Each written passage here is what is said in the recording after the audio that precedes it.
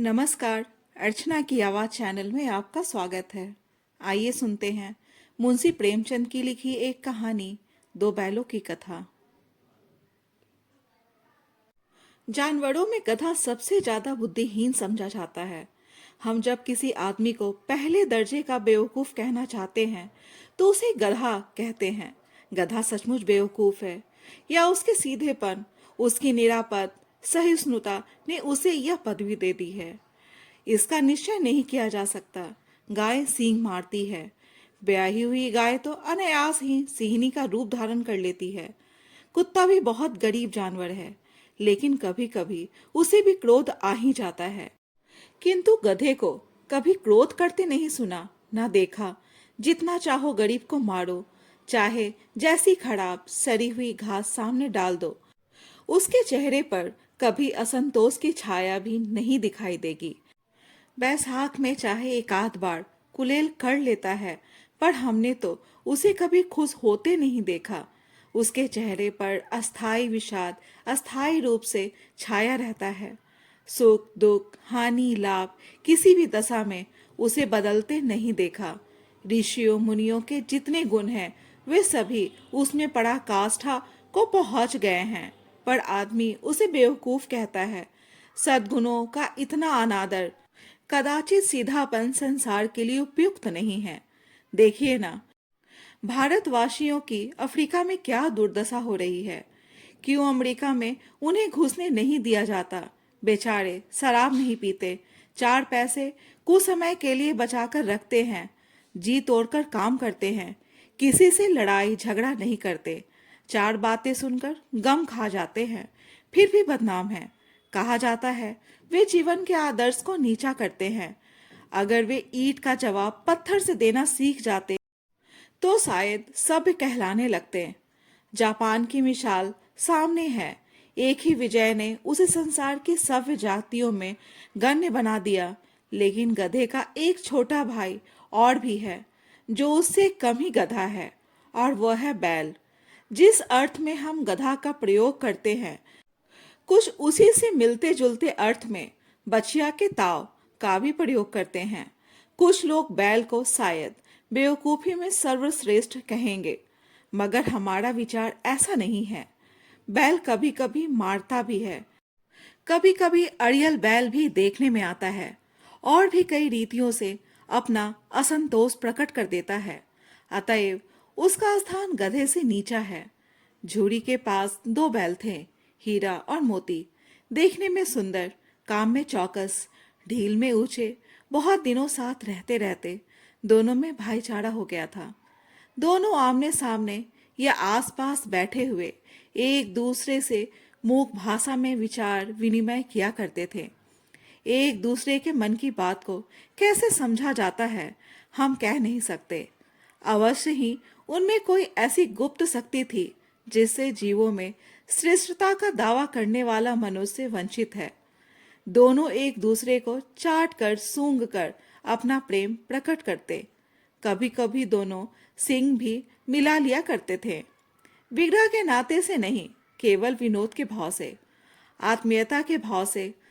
जैसे दोस्तों में घनिष्ठता होते ही धौल धप्पा होने लगता है, इसके बिना दोस्ती कुछ फुसफुसी कुछ हल्की सी रहती है, फिर ज्यादा विश्वास नहीं किया जा सकता।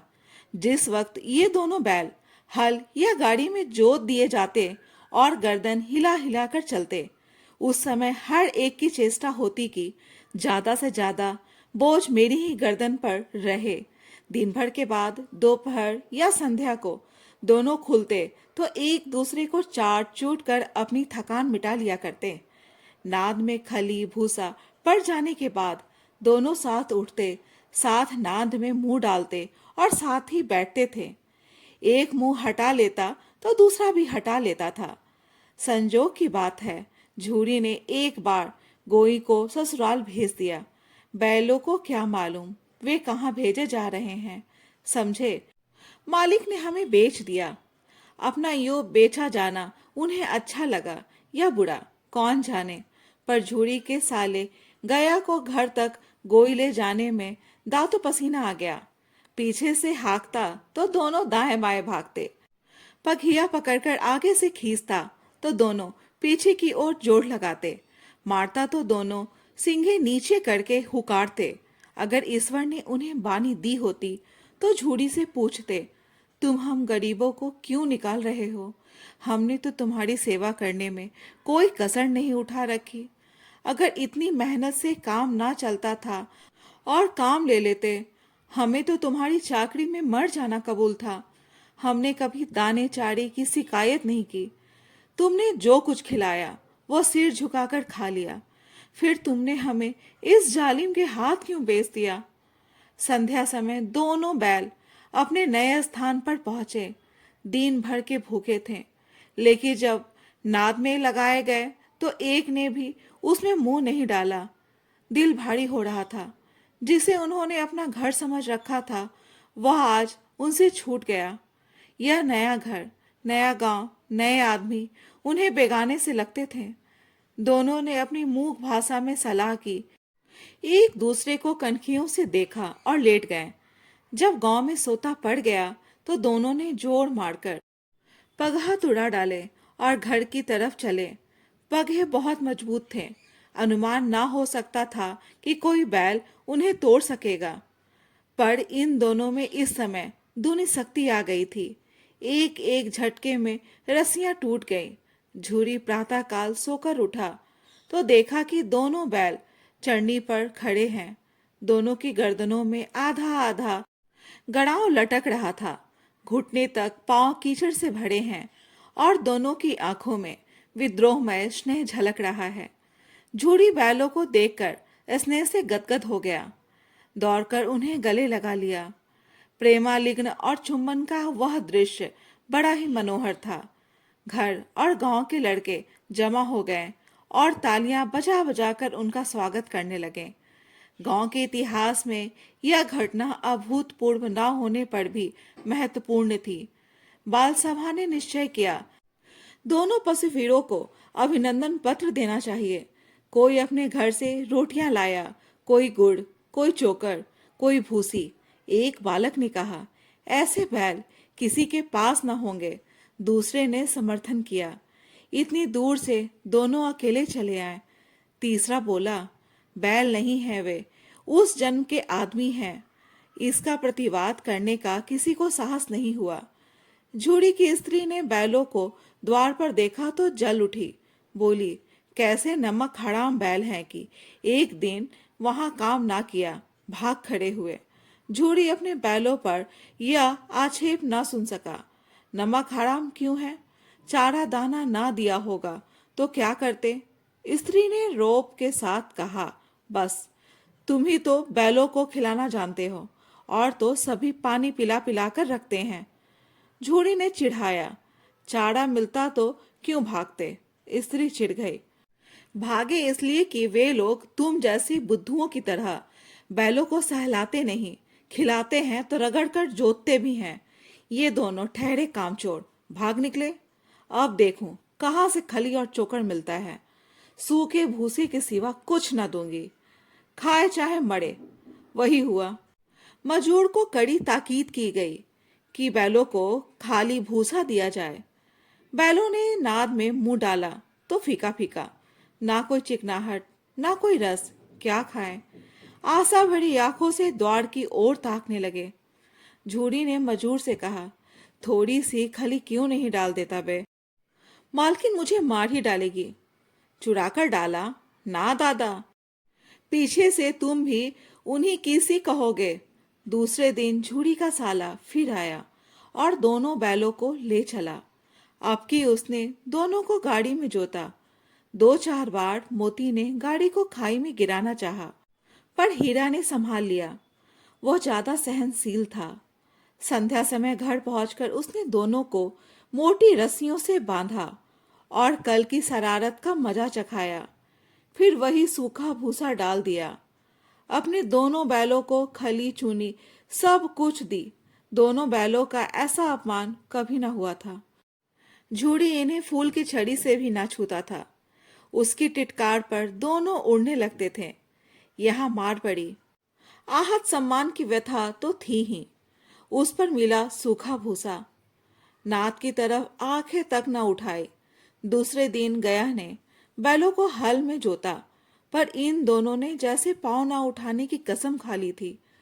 वह मारते मारते थक गया, पर दोनों ने पाँव न उठाया। एक बार जब उस निर्दयी ने हीरा की नाक पर खूब डंडे जमाए, तो मोती का गुस्सा काबू से बाहर हो गया। हल लेकर भागा। हल, रस्सी, जुआ, जोत सब टूट टाट कर बराबर हो गया। गले में बड़ी बड़ी रस्सियां ना होती तो दोनों पकड़ाई में ना आते। हीरा ने मूक भाषा में कहा, भागना व्यर्थ है। मोती ने उत्तर दिया, तुम्हारी तो इसने जान ही ले ली थी, अब की बड़ी मार पड़ेगी। पढ़ने दो, बैल का जन्म लिया है तो मार से कहाँ तक बचेंगे। गया दो आदमियों के साथ दौड़ा आ रहा है। दोनों के हाथों में लाठियां हैं। मोती बोला, कहो तो दिखा दो मजा, मैं भी। लाठी लेकर आ रहा है। हीरा ने समझाया, नहीं भाई, खड़े हो जाओ। मुझे मारेगा तो मैं एक दो को गिरा दूंगा। नहीं, हमारी जाति का यह धर्म नहीं है। मोती दिल में ऐंठ कर रह गया। गया आ पहुंचा और दोनों को पकड़कर ले चला। कुशल हुई कि उसने इस वक्त मारपीट ना की, नहीं तो मोती पलट पड़ता। उसके तेवर देख गया और उसके सहायक समझ गए कि इस वक्त टाल जाना ही भलमनसाहत है। आज दोनों के सामने फिर वही सूखा भूसा लाया गया। दोनों चुपचाप खड़े रहे। घर में लोग भोजन करने लगे। उस वक्त छोटी सी लड़की दो रोटियां लिए निकली और दोनों के मुंह में देकर चली गई। उस एक रोटी से इनकी भूख तो क्या शांत होती, पर दोनों के हृदय को मानो भोजन मिल गया। यहाँ भी किसी सज्जन का वास है। लड़की भैरों की थी। उसकी माँ मर चुकी थी। सौतेली माँ उसे मारती रहती थी, इसलिए इन बैलों से एक प्रकार की आत्मीयता हो गई थी। दोनों दिन भर जोते जाते, डंडे खाते, अड़ते शाम को थान पर बांध दिए जाते और रात को वही बालिका उन्हें दो रोटियां खिला जाती। प्रेम के इस प्रसाद की यह बरकत थी कि दो दो गाल सूखा भूसा खाकर भी दोनों दुर्बल ना होते थे, मगर दोनों की आंखों में, रोम रोम में विद्रोह बढ़ा हुआ था। एक दिन मोती ने मूक भाषा में कहा, अब तो नहीं सहा जाता हीरा, क्या करना चाहते हो? एकाध को सींगों पर उठाकर फेंक दूंगा, लेकिन जानते हो, वह प्यारी लड़की जो हमें रोटियां खिलाती है उसी की लड़की है जो इस घर का मालिक है। यह बेचारी अनाथ हो जाएगी तो मालकिन को फेंक दूं, वही तो इस लड़की को मारती है, लेकिन औरत जात पर सिंग चलाना मना है। यह भूल जाते हो। तुम तो किसी तरह निकलने ही नहीं देते। बताओ, तुड़ाकर भाग चले? हाँ, यह मैं स्वीकार करता, लेकिन इतनी मोटी रस्सी टूटेगी कैसे? इसका एक उपाय है। पहले रस्सी को थोड़ा चबा लो, फिर एक झटके में जाती है। रात को जब बालिका रोटियां खिलाकर चली गई तो दोनों रस्सियां चबाने लगे, पर मोटी रस्सी मुंह में न आती थी। बेचारे बार बार जोर लगाकर रह जाते थे। सहसा घर का द्वार खुला और वह लड़की निकली। दोनों सिर झुकाकर उसका हाथ चाटने लगे। दोनों की पूंछें खड़ी हो गई। उसने उनके माथे सहलाए और बोली, खोल देती हूँ, चुपके से भाग जाओ, नहीं तो यह लोग मार डालेंगे। आज घर में सलाह हो रही है कि इनकी नाकों में नाथ डाल दी जाए। उसने गड़ाव खोल दिए, पर दोनों चुप खड़े रहे। मोती ने अपनी भाषा में पूछा, अब चलते क्यों नहीं?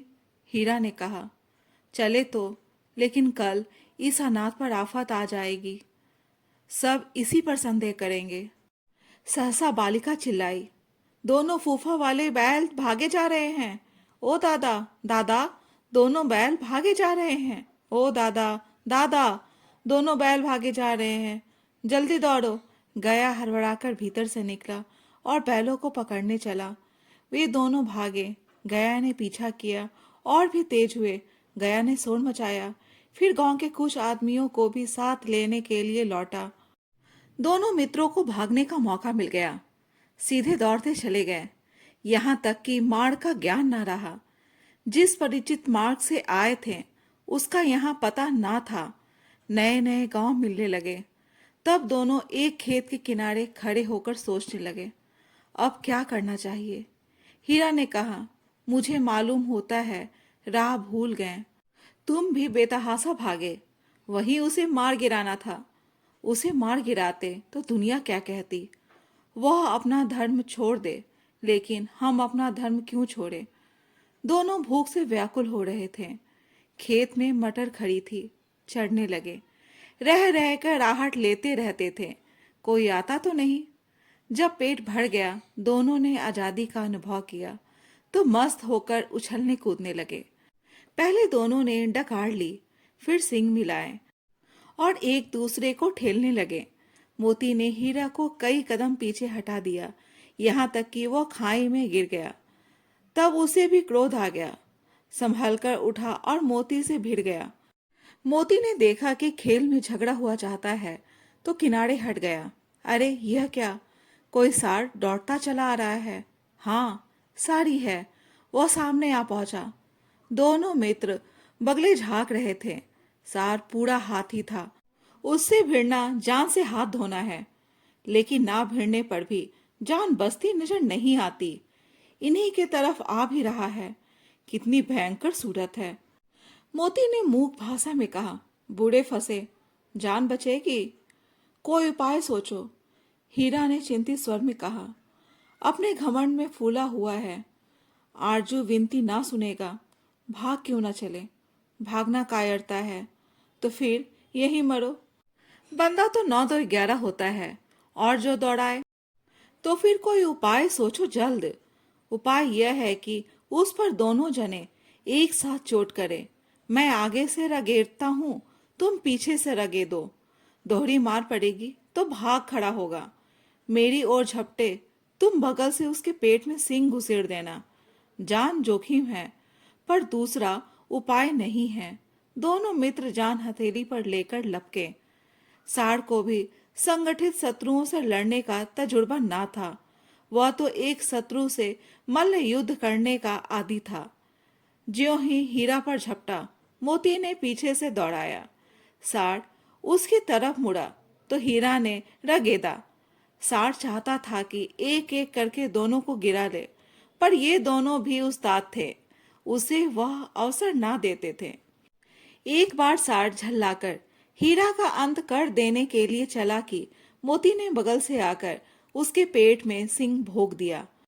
सार क्रोध में आकर पीछे फिरा तो हीरा ने दूसरे पहलू में सिंगे छुपा दिया।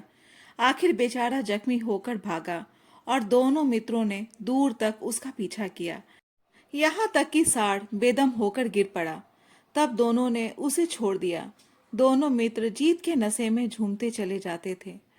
मोती ने सांकेतिक भाषा में कहा, मेरा जी चाहता था कि बच्चा को मार ही डालूं। हीरा ने तिरस्कार किया, गिरे हुए बैरी पर सिंह ना चलाना चाहिए। यह सब ढोंग है। बैरी को ऐसा मारना चाहिए कि फिर ना उठे। अब घर कैसे पहुंचेंगे वह सोचो। पहले कुछ खा ले तो सोचे। सामने मटर का खेत था ही। मोती उसमें घुस गया। हीरा मना करता रहा, पर उसने एक न सुनी। अभी 2 ही 4 ग्रास खाए थे कि आदमी लाठियां लिए दौड़ पड़े और दोनों मित्र को घेर लिया। हीरा तो मेर पर था, निकल गया। मोती सींचे हुए खेत में था। उसके खोर कीचड़ में धंसने लगे। ना भाग सका, पकड़ लिया। हीरा ने देखा, संगी संकट में है तो लौट पड़ा। फंसेंगे तो दोनों फंसेंगे। रखवालों ने उसे भी पकड़ लिया। प्रातःकाल दोनों मित्र कांजी हाउस में बंद कर दिए गए। दोनों मित्रों को जीवन में पहली बार ऐसा साबिका पड़ा था कि सारा दिन बीत गया और खाने को एक दिन का भी ना मिला। समझ में ना आता था, यह कैसा स्वामी है। इससे तो गया फिर भी अच्छा था। यहाँ कई भैंसें थीं, कई बकरियां, कई घोड़े, कई गधे, पर किसी के सामने चारा न था। सब जमीन पर मुर्दों की तरह पड़े थे। कई तो इतने कमजोर हो गए थे कि खड़े भी ना हो सकते थे। सारा दिन मित्र फाटक की ओर टकटकी लगाए रहते, पर कोई चारा ना लेकर आता दिखाई दिया। तब दोनों ने दीवार की नमकीन मिट्टी चाटनी शुरू की, पर इससे क्या तृप्ति होती। रात को भी जब कुछ भोजन ना मिला तो हीरा के दिल में विद्रोह की ज्वाला दहक उठी। मोती से बोला, अब नहीं रहा जाता मोती। मोती ने सिर लटकाए हुए जवाब दिया, मुझे तो मालूम होता है कि प्राण निकल रहे हैं। आओ दीवार तोड़ डालें, मुझसे तो अब कुछ नहीं होगा। बस इसी बुते पर अकड़ते थे, साड़ी अकड़ निकल गई। बाड़े की दीवार कच्ची थी, हीरा मजबूत तो था ही। अपने नुकीले सिंग दीवार में गरा दिए और जोर मारा तो मिट्टी का एक चिप्पड़ निकल आया। फिर तो उसका साहस बढ़ा। उसने दौड़ दौड़ कर दीवार पर चोटें की और हर चोट में थोड़ी थोड़ी मिट्टी गिराने लगा। उसी समय कांजी हौस का चौकीदार लालटेन लेकर जानवरों की हाजिरी लेने आ निकला। हीरा का वो दंडपन देखकर उसे कई डंडे रसीद किए और मोटी सी रस्सी से बांध दिया। मोती ने पड़े पड़े कहा, आखिर मार खाई, क्या मिला? अपने बूते भर जोर तो मार दिया, ऐसा जोर मारना किस काम का कि और बंधन में पड़ गए। जोर तो मारता ही जाऊंगा, चाहे जितने ही बंधन पड़ते जाए। जान से हाथ धोना पड़ेगा, कुछ परवाह नहीं, यो भी तो मरना ही है। सोचो, दीवार खुद जाती तो कितनी जानें बच जाती। इतने भाई यहाँ बंद हैं, किसी की देह में जान नहीं है। 2-4 दिन यही हाल रहा तो मर जाएंगे। हाँ, यह बात तो है। अच्छा, तो ला, फिर मैं भी जोर लगाता हूँ। मोती ने भी दीवार में सींग मारा। थोड़ी सी मिट्टी गिरी और फिर हिम्मत बढ़ी। फिर तो वह दीवार में सींग लगाकर इस तरह जोड़ करने लगा मानो किसी प्रतिद्वंदी से लड़ रहा है। आखिर कोई 2 घंटे की जोड़ आजमाई के बाद दीवार ऊपर से लगभग 1 हाथ गिर गई। उसने दूनी शक्ति से दूसरा धक्का मारा तो आधी दीवार गिर पड़ी। दीवार का गिरना था कि अधमरे से पड़े हुए सभी जानवर चेत उठे। तीनों घोड़ियां सड़पट भाग निकली, फिर बकरियां निकली। इसके बाद भैंसे भी खिसक गईं, पर गधे अभी तक ज्यों के त्यों खड़े थे। हीरा ने पूछा, तुम दोनों क्यों नहीं भाग जाते? एक गधे ने कहा, जो कहीं फिर पकड़ लिए जाए तो क्या हरज है, अभी तो भागने का अवसर है। हमें तो डर लगता है, हम यहीं पड़े रहेंगे। आधी रात से ऊपर जा चुकी थी। दोनों गधे अभी तक खड़े सोच रहे थे कि भागे या ना भागे, और मोती अपने मित्र की रस्सी तोड़ने में लगा हुआ था। जब वो हार गया तो हीरा ने कहा, तुम जाओ, मुझे यहीं पड़ा रहने दो, शायद कहीं भेंट हो जाए। मोती ने आंखों में आंसू लाकर कहा, तुम मुझे इतना स्वार्थी समझते हो? हीरा, हम और तुम इतने दिनों एक साथ रहे, आज तुम विपत्ति में पड़ गए हो तो मैं तुम्हें छोड़कर अलग हो जाऊं? हीरा ने कहा, बहुत मार पड़ेगी, लोग समझ जाएंगे। यह तुम्हारी शरारत है, मोती ने गर्व से बोला। जिस अपराध के लिए तुम्हारे गले में बंधन पड़ा, उसके लिए अगर मुझे मार पड़े तो क्या चिंता। इतना तो हो ही गया कि 9-10 प्राणियों की जान बच गई, वे सब तो आशीर्वाद देंगे।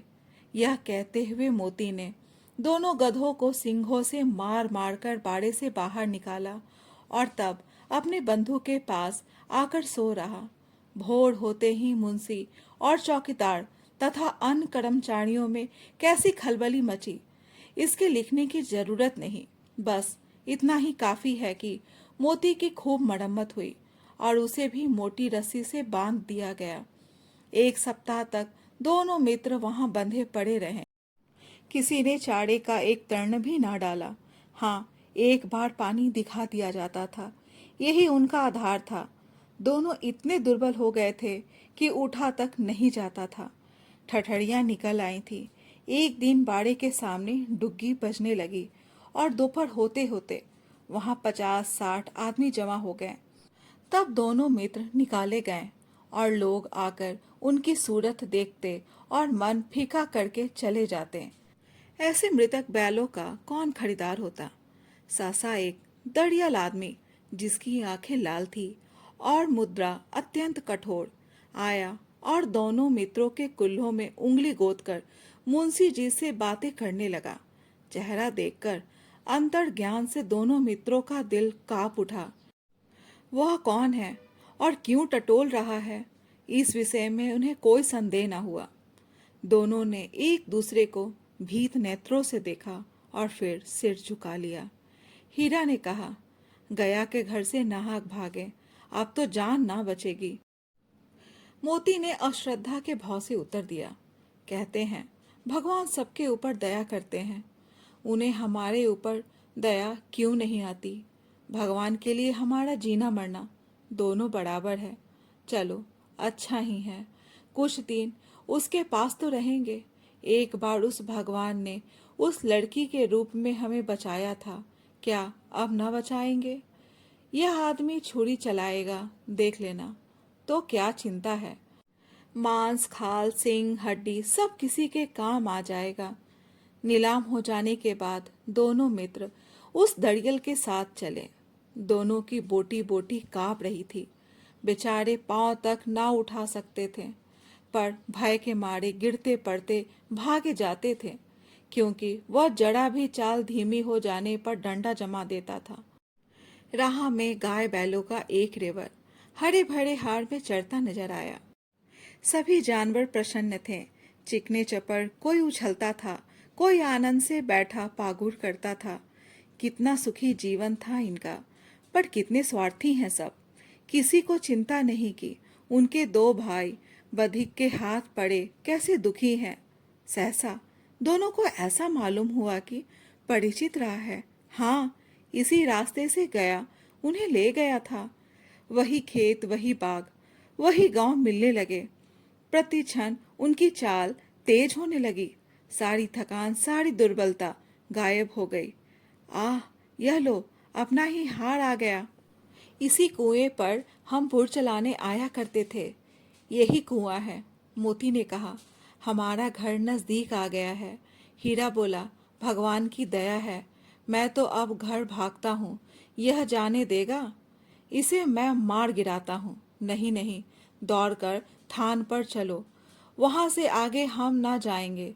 दोनों उन्मत्त होकर बछड़ों की भांति कुलेले करते हुए घर की ओर दौड़े।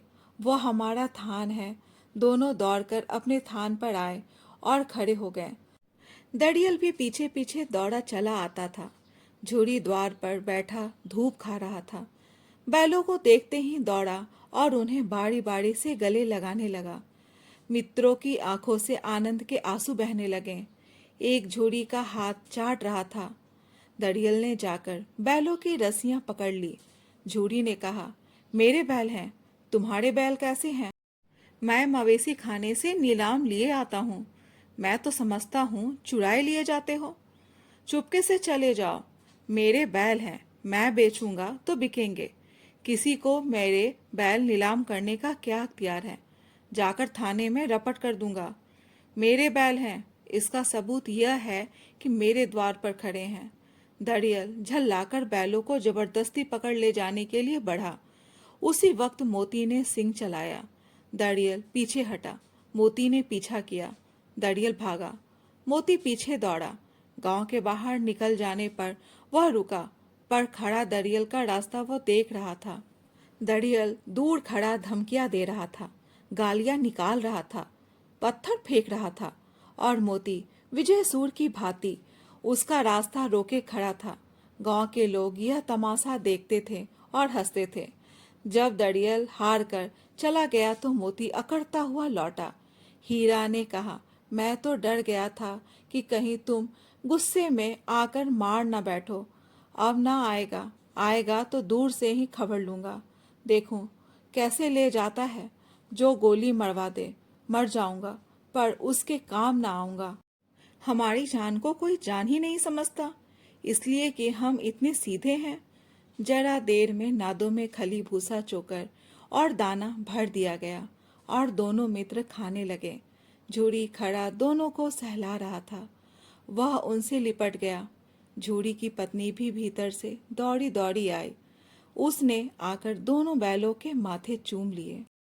कहानी अच्छी लगी हो तो कहानी को लाइक, शेयर और चैनल को सब्सक्राइब जरूर करें। कहानी सुनने के लिए धन्यवाद।